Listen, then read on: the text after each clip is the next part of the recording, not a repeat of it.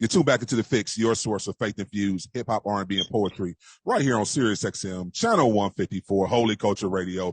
It's your boy DJ Focus checking back in. And listen, you guys are in for a treat today. When I say I got one of the singing powerhouses in gospel right now on the line, I promise you, it's one of those things you just know when you hear that voice. That it's just a blessing from God. And listen, she comes from a singing family. Stop playing. I don't know if it's time yet to call them legends yet, but they've been doing it at a high level for a long, long time. So listen, help me welcome in one of the members of the Walls group, Aja Walls. What's going on, sis? Hey, how are you? I'm really happy to be here. Absolutely. I appreciate you, sis. So listen, let's get to it. Can you share a little bit of your faith story with the people? Maybe how you develop your own personal relationship with Christ? Oh, wow. Yeah, I can actually. I feel like it started for me when I was around maybe like 4 years old, honestly. I was very I guess advanced for my age. Like I could talk at like 2 and like full sentences. My mom used to always say like I was so smart. But I struggled my whole life with insomnia really bad. And my parents hate for me to tell this story, but it's just, it's the truth, whatever. My dad was an alcoholic growing up. So at night was like when things in our household would just get real chaotic. You know what I'm saying? We didn't know what he was going to come home on. And living that type of lifestyle when I was so like aware consciously, but not really knowing like what was going on, I didn't have much security. You know what I'm saying? Or I didn't feel very safe. So I struggled to sleep because I didn't feel very safe.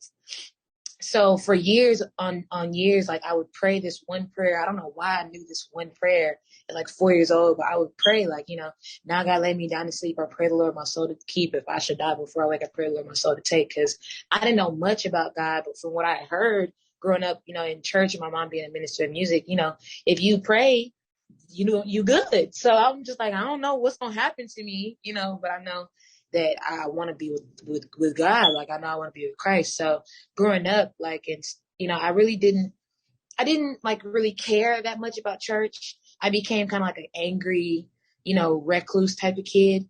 And so I spent all my time by myself, trying to figure my thoughts out, trying to like keep a leash on myself basically. Cause I was really like, my mom calls it criminally bad. I was sneaky, just always be up to something, you know what I'm saying? So it maybe got to the point where maybe I was maybe 12 or 13. Yeah, I was 13. I started high school at 13.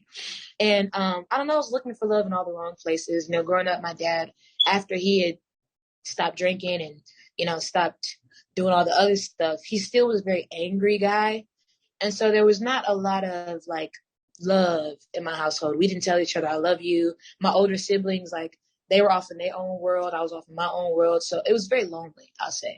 And I didn't really like people. It's like I would go to school and come home and that was my life. I didn't have very much freedom, nothing. So I kind of felt like a prisoner, like in my own house. So I remember I started dating a boy, woo woo, and got my heart broken to smithereens. And at that point, I remember being mad. And I know who I was mad at, but I was just mad. Like, my life sucks and I cannot believe, like, I can't get nothing right. Like, everything is just trash. And by this point, we had started the Walls group and I had been singing for like 2 years. And it was just something I did to get my parents off my back, I didn't want them nagging me and, going off. I just didn't want any problems. So I would sing and I would come home and it's just what I did. But it became deeper to me when I got my heart broken. I remember I didn't know much, but I knew after I'd been baptized at 12, like, maybe I should, try to figure out something deeper. So I remember praying this night, just being fed up with my life. And I remember just praying to the Lord and just asking him or just telling him, like, I'm tired, I'm exhausted. You know what I'm saying? I don't think my life is fair. And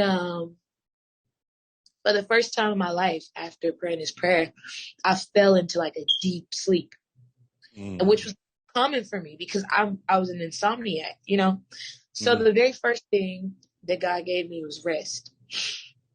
And I realized that it couldn't have come from anywhere else because on my own, I can't sleep. I never felt safe enough to sleep. I didn't even have time to overthink myself out of a good night's rest after praying this prayer. Wow. So, dang, like, And, if you ask God for something, he'll really give it to you. Like, wow, God really answers prayers. And so I started after this point to like want to get close to God, like almost cling to him, because if you'll give me rest, what else will you give me? And Right. so at first in my adolescent mind, I would think of God like I need something, I'll ask him for it. But as I grew older, my relationship started to progress to where as I allowed him to take hold of me, spiritually, and mentally, I allowed him to compartmentalize my mind. So I was an overthinker. I was an anxious kid. I was angry. I was just so full of at ADD, really bad, so my mind would wander and I would just feel so out of control. God gave me peace in my mind first. And so once I realized that these are the things he was giving me, I wanted to go deeper with him. I would start to ask him questions about stuff. When I tell you the Lord became my best friend, and this is coming from an introvert who doesn't talk to anybody, who barely has any friends at school, who doesn't really talk to her older siblings, don't really talk to my parents at all. I just started to talk to God about everything. And I remember like, at first it was like, oh, I could talk to God, but then it was like, oh, he talks back. Like he would start to me dreams. Like I remember I stole one of Daryl's devotionals. And that's when I started to get into reading the word, and the words like jumped off the page to me. It was like, bro, this is what I've been missing all my life. Like I always felt so out of place. And so I felt right at home, sitting in my room, talking to God, reading about him, studying him. And now at 24, this has been my life. No, that's amazing, and thanks for sharing that, sis. Um, did while you were going through that, was there ever a time where like music was your outlet? Because like when I hear you sing, like the form of it's like a form of worship, but like was that like therapeutic for you? Sometimes like when you guys would go perform, could you like release some of your worries and anxiety then? Oh yeah. Oh, absolutely. Music was one of the ways I could communicate like what I was feeling or put it into not even cohesive words, but sounds. And it was a more than a release for me. It was like once I released it for myself, I could see that other people were being released from other things as well. So God was using me before I even said yes fully. You know what I'm saying? And not just using me for other people, but using my gift to really help me. Like I remember being in a awful relationship in my teens. Man. And I wanted to be free so bad, but I just didn't know how. And I remember being on stage every night or every other night, like crying out to God. And after months of being released and releasing this pain and anguish and confusion, I started to feel different. You know what I'm saying? To the point where I finally could be like, I'm gonna let this go and trust God with the rest. So absolutely, music was my escape. Listening to music, writing music, singing music, all of it. So come on, let's talk about some of your musical inspirations growing up. I'm dying to know, like, come on, when you was in high school, who were the ones that kind of helped shape your voice and your talent to where it is? Oh man, Brandy was number one. I hear that absolutely. I couldn't sing growing up like the rest of my siblings. It came naturally for them. I didn't understand my voice. I didn't like it. I didn't know really what to do with it. It didn't sound like anybody's I'd ever heard before. So when I discovered Brandy, my life changed because not only did she sound like me, like she was really, really good. And so I remember studying her over and over and over again. Frank Ocean, before he was Frank Ocean, he was Lonnie Bro. And he had a mixtape that he released before he was like mainstream, that I would study like these songs and the way he would his instrumentation. I would study that. Jasmine Sullivan, from her Apollo days to growing up and listening to what song was it? In Love with Another Man. It's not necessarily the song, the words of the song. It was her voice. It was the passion you heard in her in music. Like I was like, oh yeah, I can get behind this. Aretha Franklin. Oh my gosh, she's my absolute time favorite. Mariah Carey was a huge inspiration for me growing up. Um, It's actually crazy because most people really wouldn't know because I sing alto, but I'm actually a lazy soprano. And I have a whistle tone that I never use. But Mariah Carey was like the end all be all for me as a little girl. Like We Belong Together was my song. Like I used to sing it over and over and over again, trying to get her lead the way, trying to get her runs just right. Like Usher as well. Usher was my top. He was the way he structured his songs, the way his back. I used to overanalyze songs. Like I was like OCD about listening to a song 1,000 times because the first time I listened to it, I listened to the lead. Second time I listened to the soprano parts. Third time I listened to the alto parts. Fourth time I listened to the tenor parts. Fifth time I listened to them all together. Sixth time I listened to the instruments and whatever I could get wrap my brain around and imitate. Because that's how I learned to sing is I would imitate what I would hear. And that was what made me me. Listen, that's fire. Listen, DJ Focus, you tuned into the Fixx right now. Your source for faith-infused hip-hop, R&B, and poetry. Listen, talking with the talented Aja Walls. We got to go to break. Keep it locked. You tuned into the Fixx. You know the Fixx is in. We're coming right back. 5, 4, 3, 2, 1. You tune back into the Fixx, your source for faith-infused hip-hop, R&B, and poetry, right here on Sirius XM, channel 154, Holy Culture Radio, DJ Focus. And listen, I got the singing powerhouse right here, just, dropping these little gems and just sharing her life journey with us, Aja Walls. Listen, I have to know, like, you got to take us through a little bit of the journey. What's it like being in a group with your siblings? Like, I'm one of, let's be very clear, I'm one of 4. And I just know all the arguments and all the fights that I had growing up. So I'm just trying to figure out when y'all go in the studio and make a song, like I know it has to be some like, no, add that. No, don't do that. No, come on and let's talk about it a little bit. What's it like for you guys to make a song and just, just talk about just your overall experience of being in a group with your siblings? Man, so I'm the youngest out of us 4, but there are 8 of us total. So that dynamic is like, oh man, I don't even know how to describe it. When God raises you up amongst people, he doesn't care who it is, even if you do. So having to battle your own ego and your own pride while other people may or may not be battling theirs that day, you're going to run into some problems. So we're professionals. Like when you see us, we won't be fighting in front of you. The people around us have to worry about whether or not we're going to be fighting before or after. And it gets intense, but I will say